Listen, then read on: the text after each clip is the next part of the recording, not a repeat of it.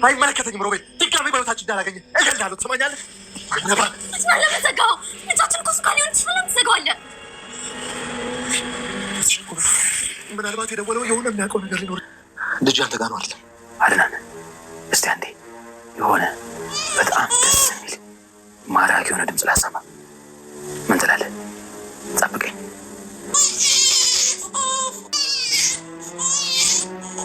ሻንጣሽ ነሽ ልትወጪ? አይ ምን ዋሸት አስፈለገ? የለም ትሽ ተናገረኝ። ምን ያደረግህ ነው? ልቀቀው እንጂ በእውነት ጀምሮ ሮቤል ጋር ነው የምትሄጂው? እውነቱን ንገረኝ። ስለ ልጄ መጥፋት ምን ያህል መረጃ አውቀሻል? እባክህ ምንም ባላውቅም እንደዚህ አትሁን። ሮቤል እንግዲህ ራሱን ግልጽ አድርጓል። ራሱን ግልጽ ከማድረግም አልፎ እንግዲህ ልጁ እሱ ጋር እንዳለ እያሰማው ይገኛል ማለት ነው። አድናን ደግሞ በፍጹም ይህንን እንድታደርግ አልፈቅድልም እያለ እንግዲህ የአድናን ባህሪ እዛው እንደነበረ ነው። እጅግ ደግሞ የሚገርመውና የሚደንቀው ሚራ ዛሬም አልተማረችም ማለት ነው። እንግዲህ በባለፈው ክፍል ላይ ሚራ እነሱ ዋስ ሆነው ሊያስፈቷት ቃል ገብተውላት ነበር የመጡት እና ያንን እንግዲህ ሰኞ እንደሚያስፈቷት በዋስ እንደምትፈታ ነግረዋት ሮቤል እንግዲህ ይሄዳል። ሮቤልም ከሄደ በኋላ ላይ ካልፈልግም ብትለውም ከሱ ጋር እንደምሰራ ይነግራታል እና ደግሞ ሁሉንም ነገር እንደሚያስለቅቃት እና አብራ እንደምሰራ ሲነግራት እንግዲህ ዛሬ ላይ ክዳው ወደ ሉዋና ቤት መጥታለች ማለት ነው። እንግዲህ ከመጣች በኋላ ጨዋታው እጅግ ግሎ ሊጀመር ነው ማለት ነው። እንግዲህ ክፍሉ ሲጠናቀቅ ሮቤል ልጁን ይዞ ወጥቶ ነበረ ሉዋና በተኛችበት። እንግዲህ ሉዋናም ከእንቅልፏ ስትማንም ልጇ አጠገብጓ አልነበረም። ሰራተኛዋ ስጠይቃ ሰራተኛዋ እንግዲህ ዝም ብላ ነው የምትተባተበው እንዳያችሁት ማለት ነው። ከዛን እንግዲህ እኔ ያላየውም እኔ ስራ ላይ ነኝ ብላ ግግም ትላለች። ግግምም ስትል እንግዲህ እሺ ህፃኑ ካዲያ የት ሄዱ ነው?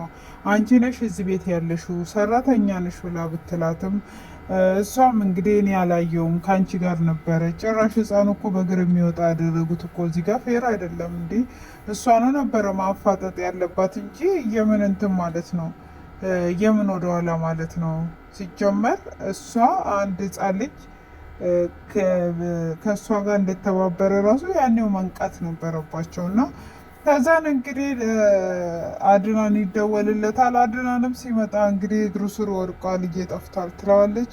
እንግዲህ እሱ ተረጋጊ እናገኘዋለን፣ አንተ የሚረጋጋበት ሰዓት አለ ማለት ነው። እኔ ልጄን አጥቼ በፍጹም አልረጋጋም እያለች እንግዲህ እያበደች እያለ ሮቤል ይደውላል። ሮቤልም እንግዲህ ደውሎ አድናን ብሎ ሲለውም ማነህ ማን ልበል ብሎ ሲል ሮቤል ነኝ ሲለው ህልም ውስጥ ነኝ አይደል?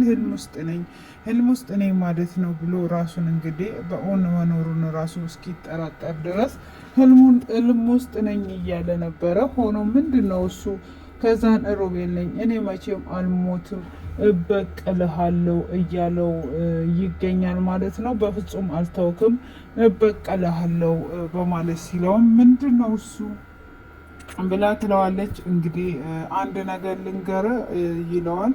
ሉዋና አሁንም ቢሆን የኔና የኔ ብቻ ናት ብሎ ማለት ጀምሯል ማለት ነው።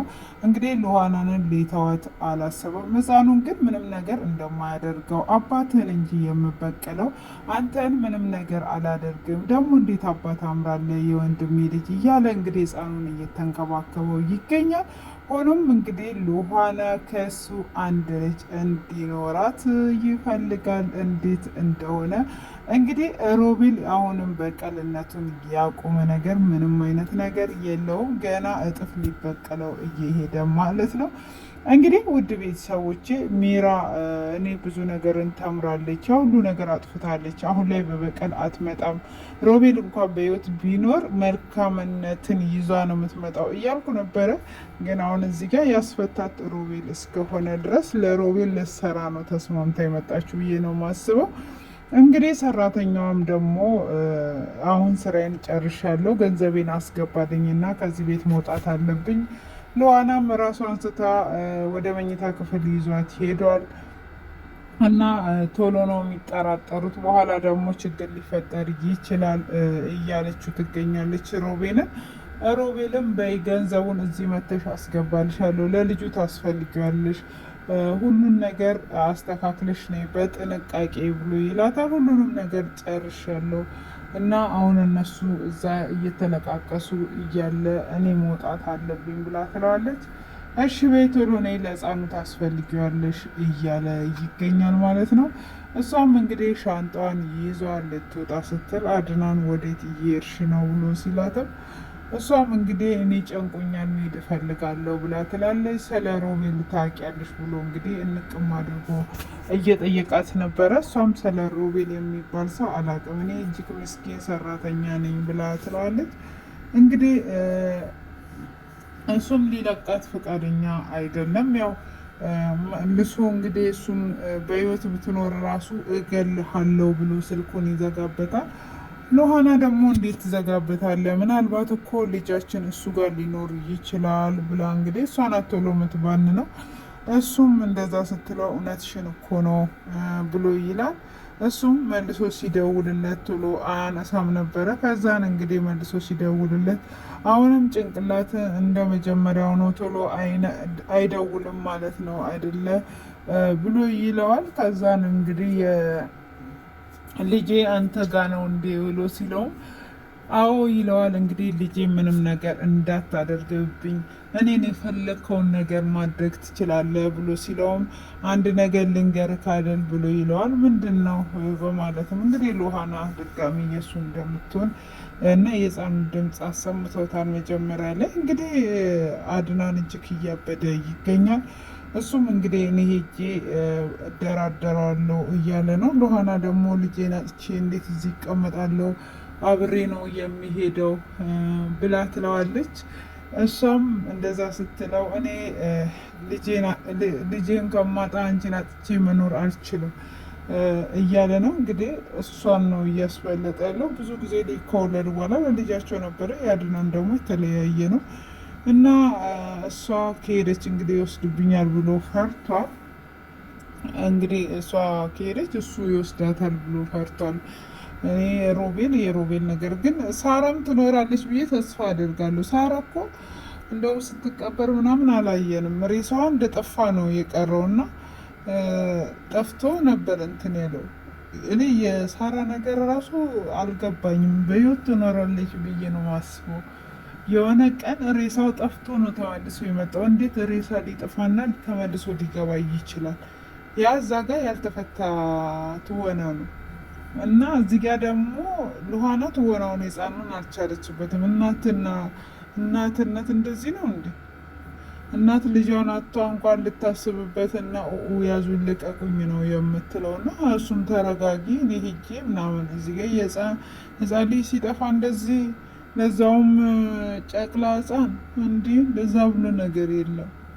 ጭራሽ እኮ ፈሰሰስ አደረጋችሁት። በጣም ቀልዳለ እንዴ? እንኳን ሕፃን ከፍ ያለ ራሱ ሲጠፋ ያዙኝ ልቀቁኝ ነው እንዴ? በጥፊ ነበረ ለልጅቷ መስጠት።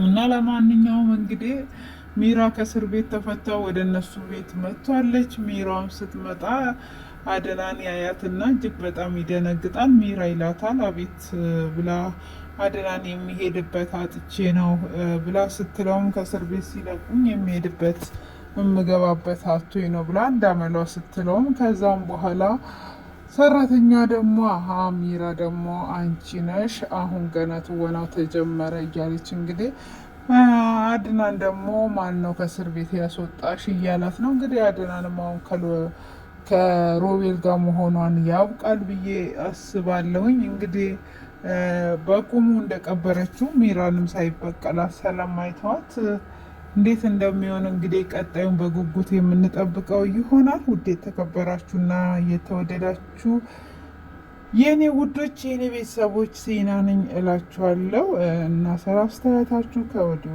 አመሰግናለሁ። ዘና ፈታ እያላችሁ እንደሆነ እያሳወቃችሁኝ ነው እና እየሳቃችሁ ውስጥ የእውነቱን እንናገር። አሁን አንድ እናት ልጇ ጠፍቷ እንደዚህ ድምዝዝ ነው የምትለው፣ ዝም ነው የምትለው። እኔ ልጅ የጠፋባቸው እናቶች ስላየው እንደዚህ አልተወነችም። ይህን ትወና እኔ ሄጄ ልተውን መሰለኝ። ቆይ እስቲ እኔ ሄጄ ልተውንና በቪዲዮ ወጥቼ አሳያችኋለሁ።